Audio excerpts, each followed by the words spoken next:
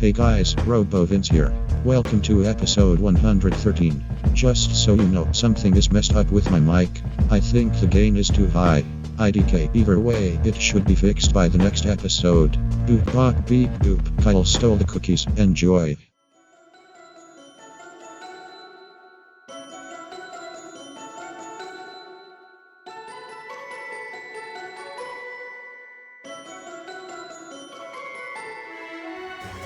Hello.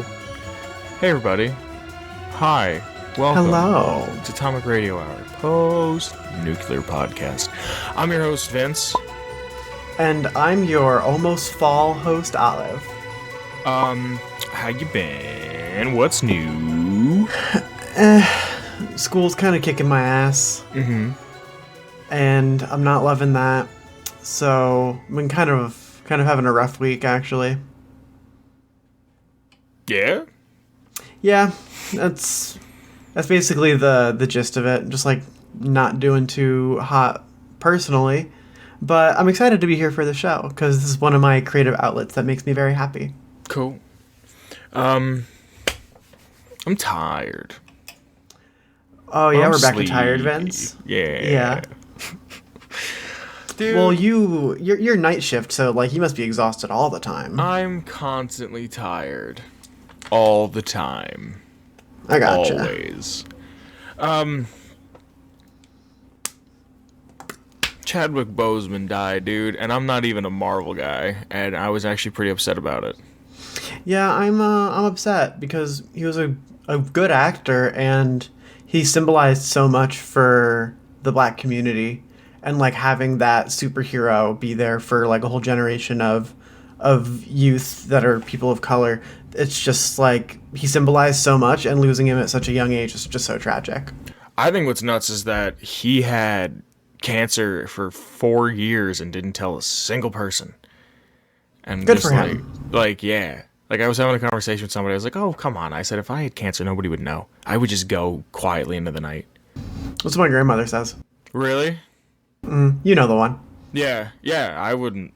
No one would know. The only thing that would change, I'd start doing coke.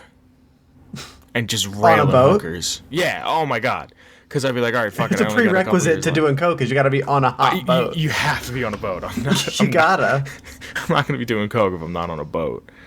Yeah, no, I was just like reading things about him, and I didn't even know he was in the James Brown biopic. I didn't even know there was a James Brown biopic. I didn't even know that. So it was just like, oh wow, here he's gone, and it was just like, it was just really Dang. sad. Like it Was shocking, yeah. Like a lot of people, I don't like Marvel movies. I thought Black Panther was a really boring movie, and I think a lot of that has to do with the fact that T'Challa dies in the first 25 minutes, but then he comes back, and I couldn't tell he was going to come back because the hero of the movie died 20 minutes in. And Michael B. Jordan is such a shit actor that Yeah, he's not that great. he's like hokey. He's hot, but he's not that great. It's just like, all right, dude, we get it. But yeah. That's pretty much everything that's going on this week that I can think of. Yeah, honestly, not too much. I've just been busy and just tired. But before we get into anything, we have some people that we have to thank. Yes, we do. We've got some lovely contributors on Patreon that make this show possible. Our dues are coming up, and let me tell you, you guys have allowed us to have our dues fully paid up for the year, so you get another whole year of Atomic Radio Hour. Yes. So, I'm going to start with the one, the only, Noah. Noah, thank you. Next, we're going to thank Gage twice. Thank you, Gage, twice. Once for the Patreon and a second time for the Discord, which allows us to do a multitude of other things.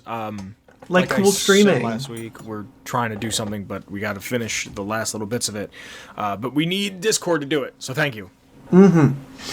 Next up is Jordan with a Y. Jordan with a Y. Thank you, Jordan with a Y. Thank you, Jordan. Next up is Danny. Thank you, Danny. And last but certainly not least is Marcus. Thank you, Marcus. Thank you so much, guys. Thanks for supporting the show. And now on with the content. But you want to get into this lore? I would love to get into this lore. You're doing a whole new lore series, right? Yeah, so, okay, on YouTube, somebody, and I wish I fucking had the name in front of me, but I don't, was asking about if we could do a lore video on the Courier.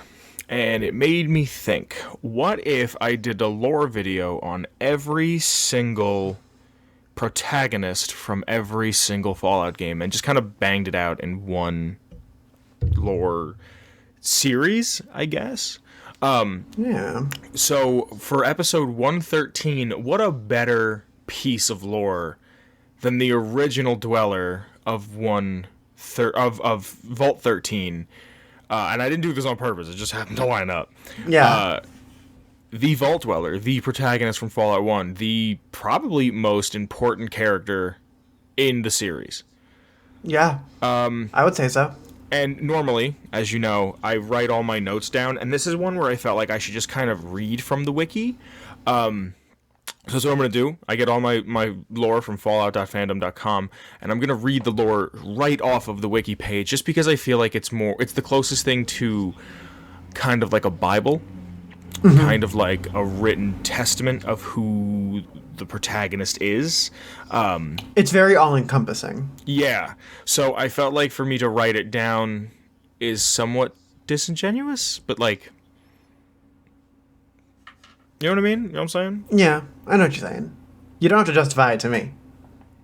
No, I don't have to justify it to anybody. I'm just, thinking out loud. Yeah. Don't fucking yeah me like that. I'm not trying to mess with you, dude. I don't understand why you gotta talk to me like that. At least I'm not talking to you like you're... Wow. The Vault Dweller. The protagonist of Fallout 1. In a general sense, Vault Dweller is any person who has lived in one of the Vault Tech vaults. When capitalized as a plural noun, the Vault Dweller is the player character in Fallout, one of the most pivotal figures in Wasteland history. The Vault Dweller is most famous for defeating the Master and his super mutant army, helping Shady Sands grow into the new California Republic, and founding the small village of Arroyo, and fathering the elder of Arroyo, who would later bear the child that would become the chosen one. In-game, the player is free to create a character of either gender, aged between 16 and 35, and focusing on any of the skills in-game, however the subsequent games. And this article serves as a summarization of those canonical history facts and whatnot of the Vault Dweller. Again, getting all of my lore off of fallout.fandom.com. Just some fun facts for you before we get into it. Depending on the perks that you take, the Vault Dweller could be human, obviously, cyborg with the cyborg, which is optional, a psyker if you take the right perk, and a super mutant, but it is non-canon. Originally, the Vault Dweller was just one of hundreds of inhabitants of Vault 13. Born in 2141, in the Creesh? Raised by the community of one of the robot caretakers, he left an unremarkable life in the vault. His history was changed, however, from the day that the water chip decided to give up the ghost and simply die. There was no spare parts possible for a workaround system, and with no better plan, the overseer, Jorcerin, we never came to a conclusion on how to pronounce that name. There's an entire lore video, I think, about him. The overseer gathered everyone between the ages of 16 and 35 and made them draw straws. The Dweller pulled the short one and was sent out to find the water chip. He left the very next day on December 5th of 2161.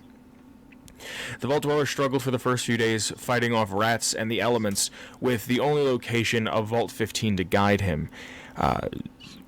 He struck out eastwards. On his way, he happened upon a small settlement of Shady Sands. He aided them and earned their trust. Tandy and Aradesh helped him, sharing their knowledge after hiring Ian. Ian is the one person, the companion. That's the word I'm looking for. He's the companion that you can get there. He's okay, if I remember correctly. Yeah. The few times that I've played through Fallout 1, I remember getting him and being like, you're decent. You're all right. Yeah.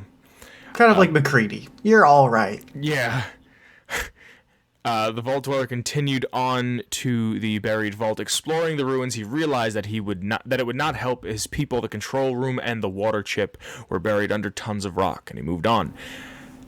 After fighting and saving Tandy from the Khans, which this actually helped pave the way for the new California Republic.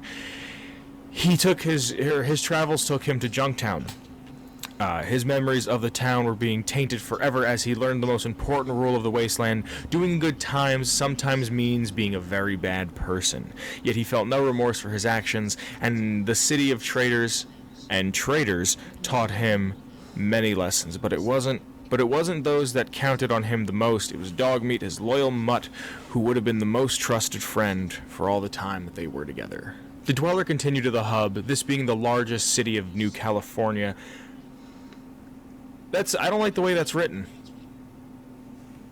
No? Because it's not New California yet. It's still California. Yeah, it's still just like that wasteland. Yeah, so, okay, the Dweller continued to hub, the largest city in what was formerly California, bigger than both Junktown and Shady Sands combined. It was the most prosperous place he'd seen outside of the vault, yet he felt that the citizens of the metropolis had no life, leading a desolate existence under the shadow of powerful merchant companies. The same companies would help the Dweller, however, providing water to the vault and extending the deadline of finding the chip. A clue acquired in the city led him to the city of Necropolis, an entire city comprised of ghouls. There he fought the super mutants and learned how it is to lose a friend, both for the first time. One of the mutants unleashed its flamethrower on Ian, burning him to death, and the memory of his burned flesh would be etched into his mind forever. However, Ian's sacrifice is not in vain. The Dweller found the water chip and returned to Vault 13. So I think it's neat that it's canonical that you have him as a companion. Yeah. I think that's really cute. I think it's kind of silly. The happiness of his return was marred by the report he logged with the archives. The overseer ran calculations and determined that the mutation witnessed by the Dweller at Necropolis were too regular to be a product of normal chance. He also condemned the Dweller for sending water caravans to the vault, as in doing so he revealed the location of the settlers to the wasteland. Combined with his knowledge of the mutants, the overseer sent the Dweller out again. This time, he was tasked with wiping out the super mutant threat. In hindsight, the situation should have made the Dweller realize the true nature of the Overseer and not the Dwellers. Nonetheless, he soldiered on, loyal to the vault. He picked up the trail heading to the hub. In process of unearthing clues, he discovered Decker and the shady underworld he led.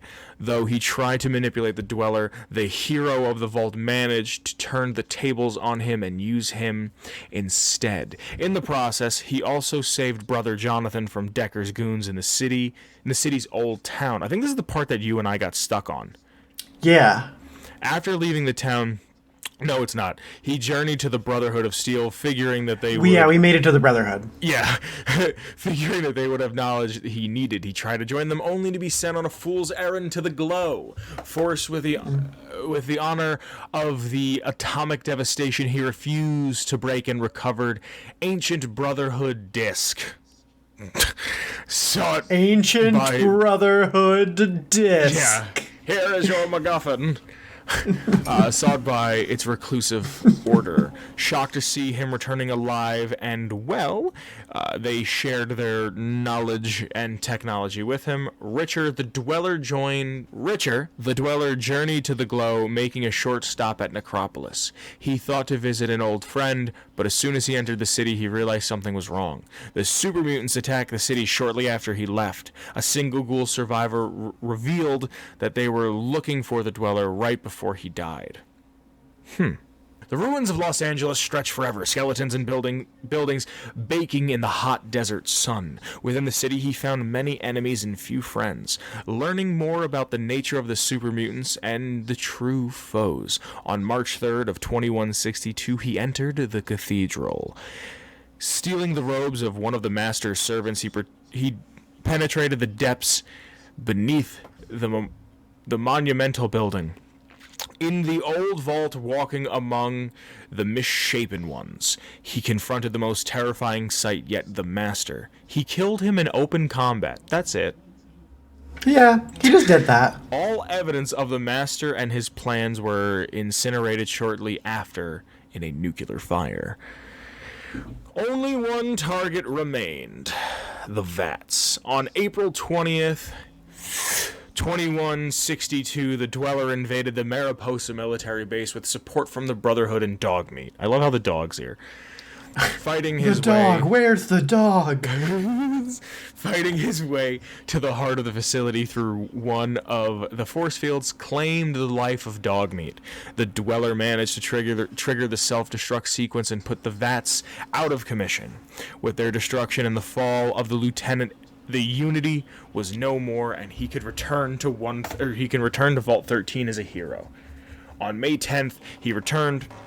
The Overseer met him outside the vault door, thanking him for his service and exiling him forever, all in the name of protecting the vault. Bitter and angry, the Dweller turned his back on 13 and never looked back. A group of Vault Dwellers, disgusted with the Overseer's decision, left, led by Lydia, Teresa, and Lyle. They were never heard from again, leading the remaining Dwellers to remove Jorcerin Jackarin, the Overseer, from power and abolish the position of Overseer. Now, after all of that, he does leave the vault, and he is stricken with grief. The Dwellers wander the desert surrounding the vault. He screamed and cried, but it slowly came to terms that with his exile. He slowly came to terms with his exile, but never forgave the Overseer for his betrayal. He cut all ties to the vault, removing his jumpsuit on May 12th and never wearing it again. However, his concerns quickly faded as he came upon a group of Dwellers that had left Vault 13. He helped them survive in the harsh wastes, saving their lives in the process. On July 10th, same year, the Dweller and his group, which were now comprised of Vault Dwellers and regular Wastelanders, moved north. On July 10th, the Dweller and his group, which is now comprised of both Vault Dwellers and regular Wastelanders, moved north in the incasable canyons of southwest Oregon. They founded a village. The Dweller deliberately chosen a location beyond the dry valleys surrounded by barren lands that would deter visitors. Scouts were sent at first towards the old vault, but gradually they stopped strengthening the village. On August 18th, 2167, the village was completed and named Arroyo. The Vault Dweller, now the elder of a tribe, taught his followers the basics of hunting, farming, and other skills. He also taught them the basics of engineering and science so that they could maintain their homes and craft more to survive. He also found love. Pat. On October 2nd of 2188, they were blessed with a daughter, the future village elder. 20 years later, on January 16th of 2208, the Vault Dweller left Arroyo. He left behind the vault suit, folded it on his bed, and his memoirs. Nothing tied him to the village anymore after Pat's death several years earlier. A monthly cycle of mourning was declared, where his daughter prepared to take up the role as village elder. So there was like a monthly, like once a month, let's get together and cry. We should still do that. We should do that. Just meet up once a month. Well, dude, that's what I've been saying about Jewish people. Jewish people have the best way to mourn people. They have sit and shiva, where you just sit inside, I think for like a week, with no television, no mirrors, like no modern accoutrements, and you just think about maybe it's not a week, but you just sit inside and think about the person's life, and then you're just done. It's like, okay. It's like, get it all out now. I think that's so much better than every other way I've been told people do it. But the final years and the legacy of the Vault Dweller from 113. The Vault Dweller was 67 years old by the time he left the village. Being this old, being considered pretty much ancient, he was presumed dead by his fellow tribesmen and eventually died out in the wasteland. Now, Fallout Brotherhood of Steel, the spin-off game, has it where he shows up. Oh. So when we had Mantis on, he told me about this too. He actually sent me the picture. I'm looking at the picture now, and I never realized this was the Vault Dweller, and it doesn't make... I don't understand why he would be here. He's mostly... I think they did what they did when they wrote Fallout 2, just so you wouldn't run into him. You know what I mean? Yeah. Just to have it, like, open.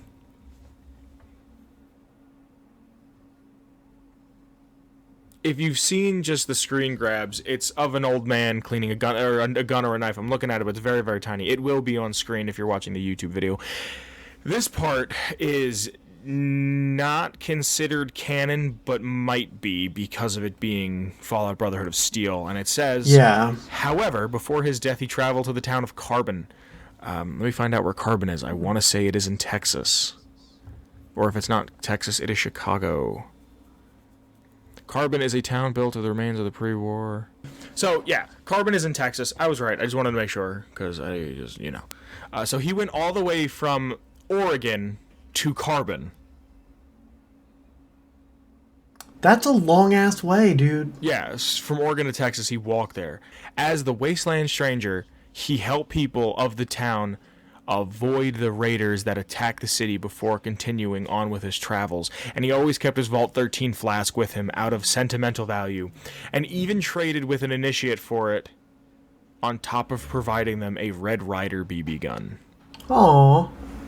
Eventually, after a lifetime of influencing the Wasteland, the Vault Dweller died. Whether it was by old age, or by gun, or claw, or fang, or explosion, is unknown.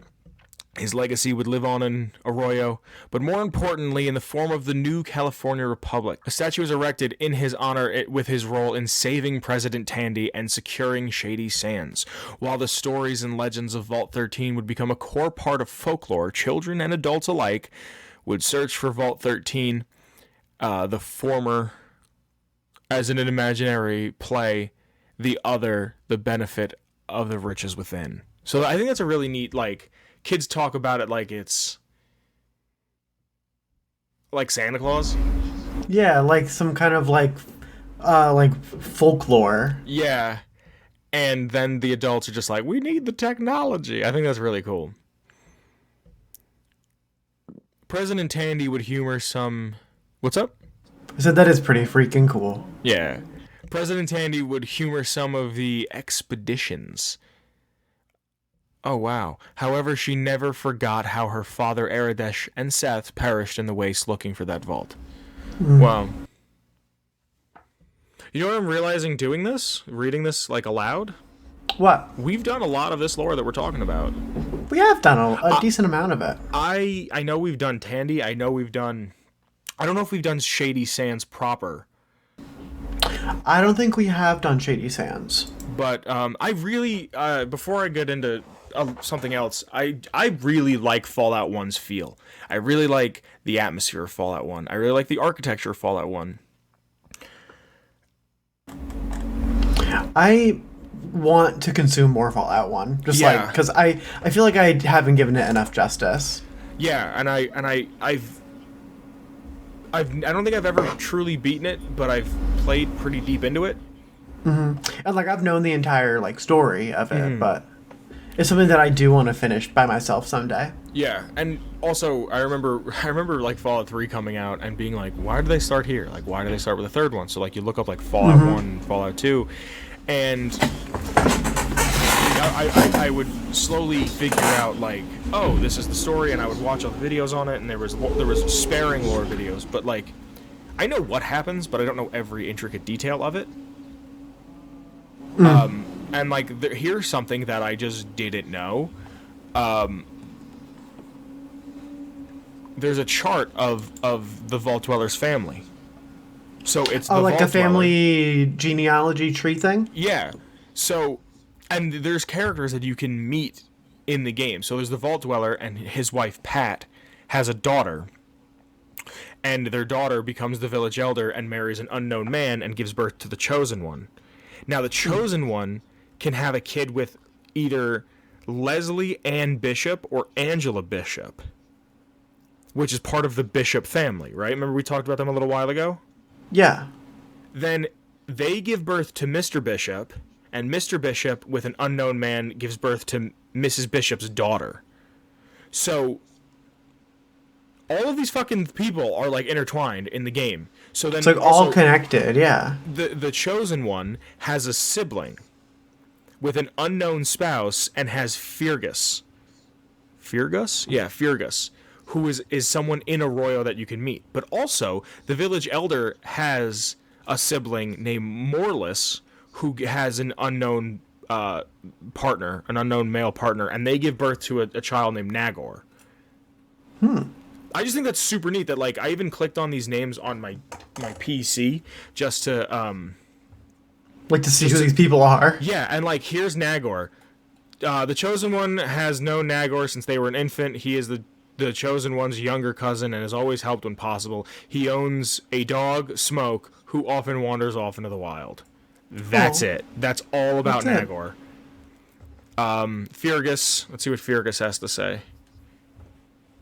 Fergus appears to be constantly complaining and moaning about every problem posed against him. He is most notably the well being broken in the center of village. That's it. I just think it's so cool that there's all these little fucking silly little dumb tiny things. yeah. Morlis. I like that a lot. This one actually has a little bit to it. Morlis is a tribal from Arroyo and the aunt of the Chosen One, and therefore a sister to the Arroyo elder and the Chosen One's father.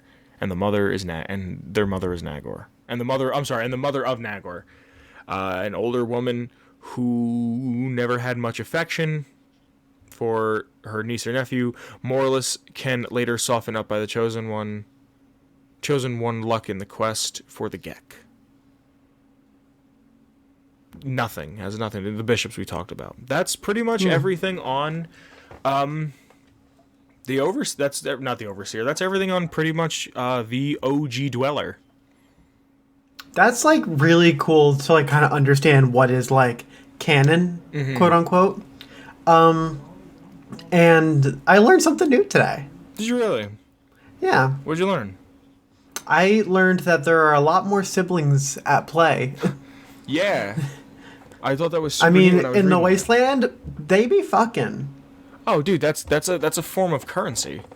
Yeah. I have just a couple things here, just note-wise, that are fun. Lay it on me. In the intro to Fallout 2, it is established canonically that the Vault Dweller is male. In Fallout 3, Butch Deloria is trying to think of a name for his gang at the Lone Wanderer's birthday party, and Paul Hannon Jr. suggests the name the Vault Dwellers, and Butch dismisses it as it is stupid. He says, "Who wants to be going around called a Vault Dweller?" in a mocking voice. In the classic pack pre-order bonus for Fallout New Vegas, the courier receives an armored Vault 13 jumpsuit, a weathered 10mm pistol, and a Vault 13 canteen, which is all references. I had this. I had that too. It's a courier stash. Yeah. No. Yes. No? I don't think so. I think this was just I'm pretty sure that it's courier stash. It might be a different one, but... There's Josh Sawyer. He put out like a mod for when Fallout New Vegas came out that he was like, this is how we kind of wanted to do the game, but we didn't have enough time. That like fixes little things. And he took all of the pre-order stuff, and instead of you getting it instantly, you have to find it. That's pretty cool. Yeah. I would have liked that. Yeah. You can get it on PC. You can find it. It's like the J Sawyer mod or something. I think it's on Nexus. I'll have to check it out. I haven't... this is going to make me start a New Vegas playthrough, isn't it? I want to do another one too, just to do the DLC again. I've been itching. I haven't played it in like a year or two. Do maybe. it. Now I gotta spend a week figuring out all the mods I want to use. So I don't do mods. So here's one of the last ones. In a nod to the Vault Dweller, the Lone Wanderer is kicked out of Vault 101, and after helping its residents in the quest Trouble on the Homefront in Fallout 3, should certain actions be taken, Amada Dovera... I don't know how to say this. Amada. I don't know how to say her last name. I never have. will say things such as, you saved us.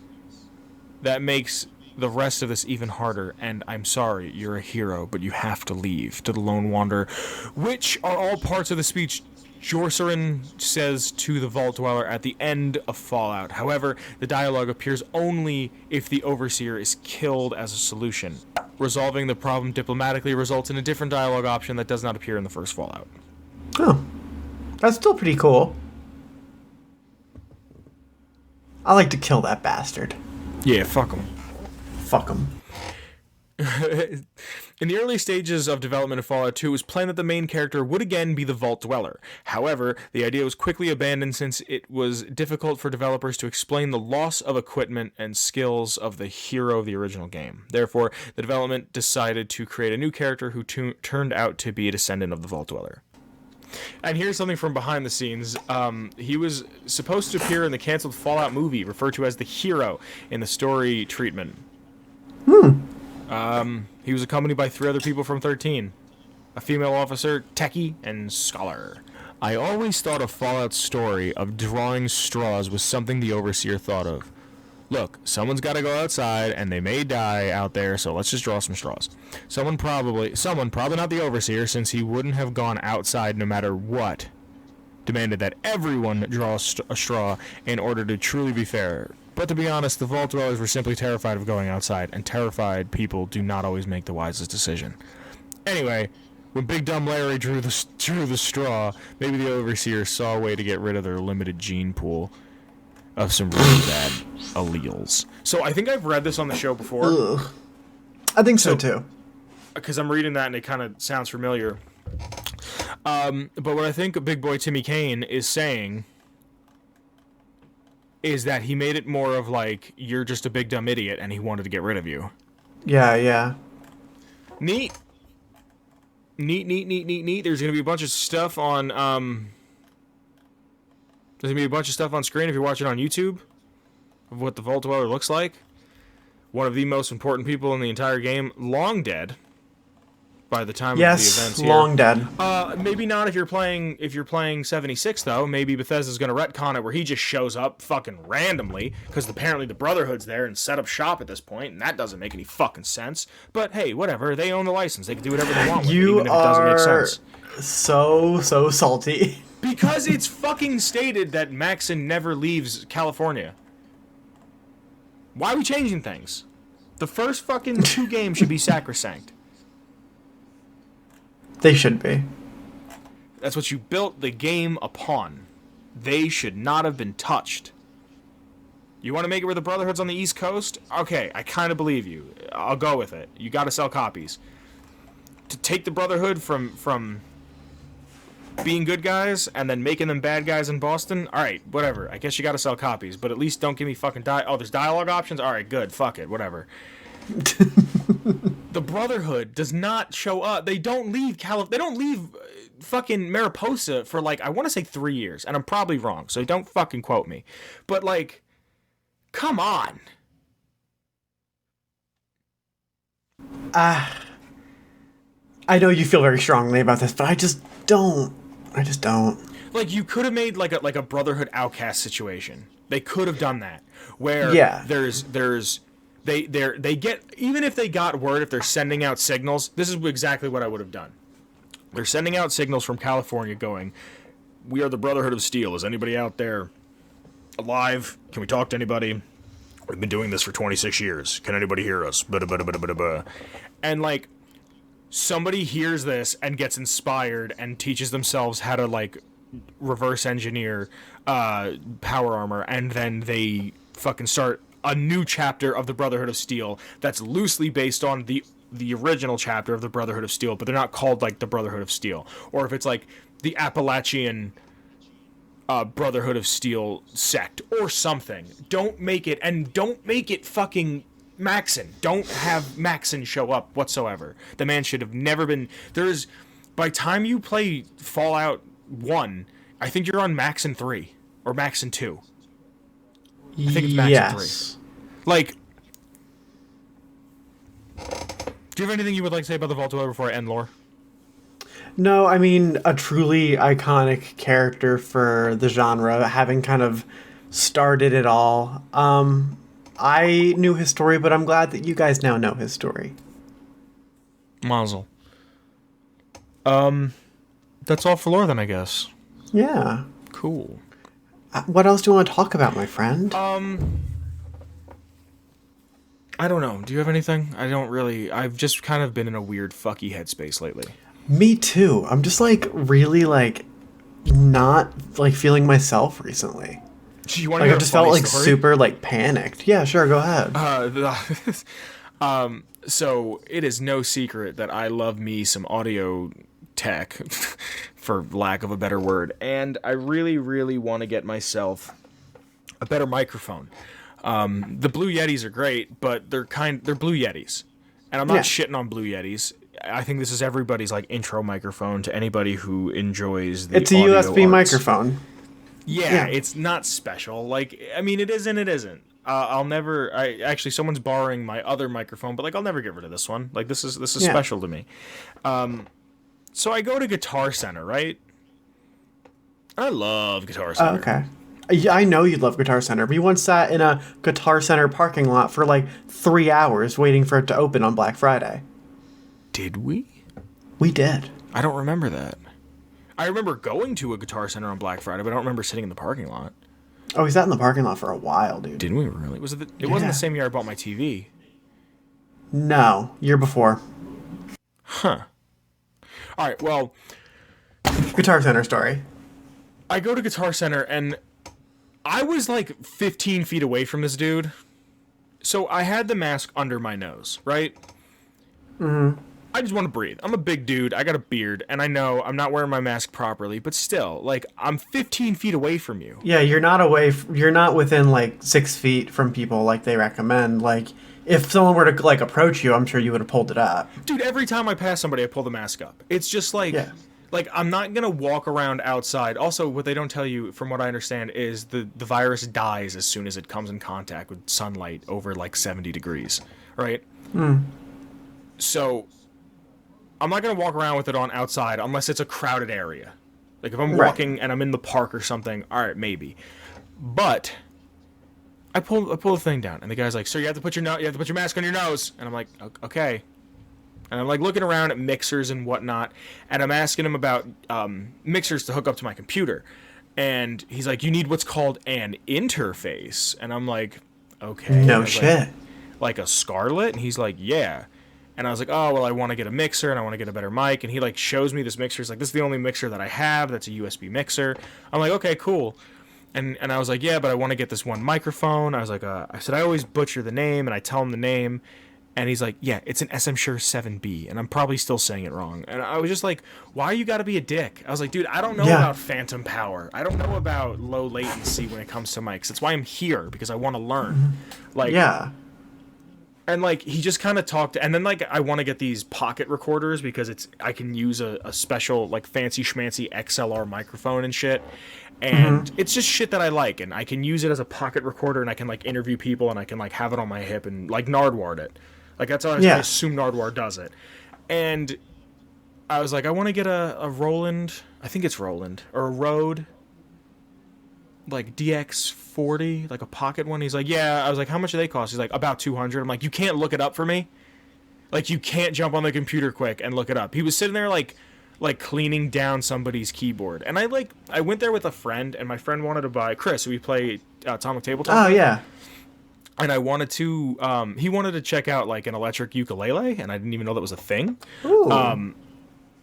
But I went because I like the audio department, and I'm just looking around at stuff, and I'm looking at the software they have, and like thinking to myself, like, like maybe I should buy myself something nice, and like I just was like, "Okay, thanks, man," and I left, and I walked out, and I texted him, and I went on Twitter, and I I tweeted. I saw you tweeted about it. I'm not sure if I liked it or not. I said, "Oh shit, why didn't it load?" So I tweeted out, I said, "I love Guitar Center, but everyone that works in the audio department is a dick. I've never been in a place that talks down to you more than audio. I don't know everything about phantom power or low latency, and that's why I'm asking. I just want fancy XLR mics for my podcast." And someone got back to me saying, Vince, thank you for bringing this to our attention. We're sorry to hear you had a poor experience at one of our stores. Which location are you referring to? Please send details to yourvoice@guitarcenter.com and we'll follow up with the store's management team. Team about this. Thanks. So I just liked it. I don't know if I'm going to follow through with it. Yeah, like you're not trying to like ruin someone's day. Yeah, I don't really... Like you're not trying to get someone fired, but... No. Did I ever tell you the time I got somebody fired? From where? From a McDonald's. No. Alright, I'll tell that story next. Yeah, I'm not trying to get the dude fired. I just want a little... There was one dude who he was a Spanish dude that every time I went in there was super cool. He was a young guy, and I don't see him anymore. He was probably going to school in the area and was like majoring in music or something. And I would talk to him about my DJ mixer and my drum machine and shit, and he was super cool. But I was still kind of at that age where I was like intimidated to ask because I didn't like. I also just feel like when I go in there, it's Guitar Center. So if you don't listen to fucking dad rock and know how to play the intro to Freebird, which you can't even play in there apparently, then like what's the point? No, it's Stairway. You can't play Stairway in a guitar store. Which is so fucking. I love how rock and roll has these stupid fucking rules. Yeah. It's music. It's wiggly air. It is wiggly air. That's all it is. It's some spicy air. Yeah. And like it's just I don't know. I don't want to get the dude fired. Dude, I got this dude fired from a McDonald's. I don't even remember where it was.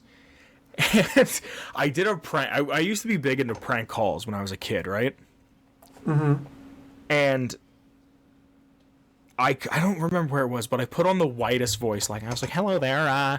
My children and I just came through the drive-thru, and we ordered ourselves some sandwiches or some shit." Like it was a McDonald's, right? Yeah. And I didn't have a plan. I was just kind of winging it, and I said, "Whatever happens, happens." Look, it's an improv challenge. Yeah. Yeah. And I was like, "Look, an employee that had left the store went over to another car in the parking lot." And it seemed very suspicious the way they talked to each other. I saw an exchange of money and this and that. And the lady on the phone goes, "A big black dude?" And I looked at my buddy who I was doing it with, and I was like, "Do I say yes?" And he's like, "Yeah." And I went, "Yes, ma'am, a large African-American fellow." Oh my god. She's like, I'm gonna have a talk with him. And I was like, oh my, like I said it looked like he was buying drugs. I said, "Look, I don't care what you do in your own personal time, but I bring my kids here." Like it was just, I was trying to be like a Karen before Karens existed. But like, yeah. My prank calls weren't even like prank calls. They were just, like you said, improv exercises. Yeah. So, you've been on stage since you've been in public. I guess. Every time you go out in public, you're on stage. So, like, it was funny to us, but not to anybody else. Yeah. And I'm pretty sure I got somebody fired that day. I mean, that wasn't your intention, but, like, that...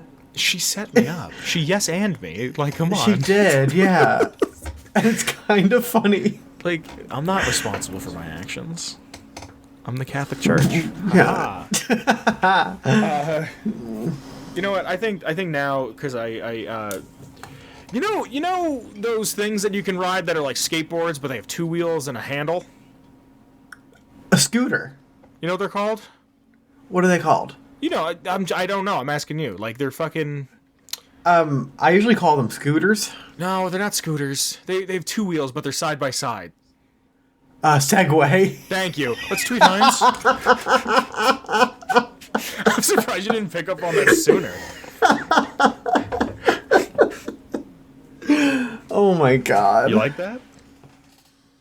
I'm tired, man. Can we tweet Pete, please? We haven't done that in a while. Oh, we can tweet Pete. Are we gonna record the screen and everything? Could you please? Yes. Sure, we can. Let me just set that up so that it's not crazy. Hey guys, it's your boy, Lieutenant Dan here. I'm sorry about this entire episode. It's just not good. the audio sucks, and I tried fixing it. I don't know what's up with my mic. There's the thing in the beginning. And then we tweeted Pete Hines, and then we realized that the entire time that my audio was getting picked up on Olive's computer. That being said, it's just, I can't go in and edit it out because we talk over each other, and it's just, I'm sorry. There's going to be a screen grab of the tweet. I'm sorry about this episode. It's not great. I'm not proud of it. It's a shorter one because of all the technical difficulties. This will probably cut right into the outro afterwards. I'm sorry. I promise this won't happen again.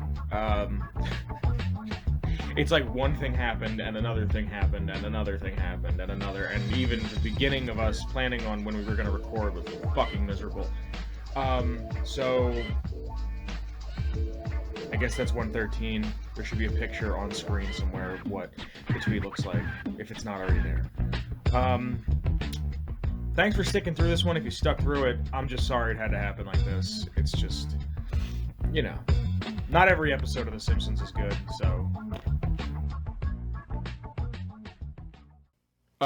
All right. So, if you wanted to listen to music right now from a fucking that's just good and free, where would you go? I mean, I would go download the intro music for this show. It's Feather Duster. You can get it from Shane Ivers at www.silvermansounds.com/free music/featherduster. Vince, are we on the internet? Yes. Why don't you tell us more about that? You can find us, you can find me, you can find Olive, you can find the show on Twitter. There'll be a link in the description below. We brought up the Discord a couple times this episode, I think. Join the Discord. Join the Discord. It's a no-brainer. Hell of a time. Mm-hmm. It's a lot of fun. We're always hanging out. We're always talking about something. Kyle's there. Join the Discord. Kyle. And tell Kyle. Just say, hello, Kyle. And that's it. That's all you have to say. Just say, hello, Kyle. Yeah, and then when you log off, make sure you say bye, Kyle. It is mandatory every time that you open your Discord and you check out the Atomic Radio Hour server. You have to say hi and bye to Kyle. Hi, Kyle. And then when you get off, you have to go, bye, Kyle. Every time. Every single time. Let's do it right now, actually. Hold on. Hold on, yeah. You can't at Kyle, though. You just have to say hello. Hold on. In general? In general chat, yeah. With correct grammar. Hello, Kyle. I'm gonna do hi, Kyle. Okay. As long as you're not seeking them, you're good. Seeking? Yeah. What's that mean? Seeking Kyle? I don't know. During like World War II, a lot of people were looking for Kyle. Fuck you. Fuck you. I don't know if they ever found him. There was a whole war about it. So I love that joke. It's so dumb. So yeah, it's so stupid. You can check us out there. You can, you should. You can find us on Patreon, which you've heard about earlier in the show. And you can throw us a couple bucks on Redbubble if you feel so inclined to buy a design that was made by one of our minds. We got new stuff coming. Yeah, I was fucking around on there the other day. I want to get a sweatshirt made. That's, I think, everything for this episode. I don't have anything left to say. Do you, friend? I don't think I have anything left to say, except, bye, Kyle. Bye, Kyle. That's a wrap. Atomic Radio Hour Podcast. A Ghoulman Entertainment production.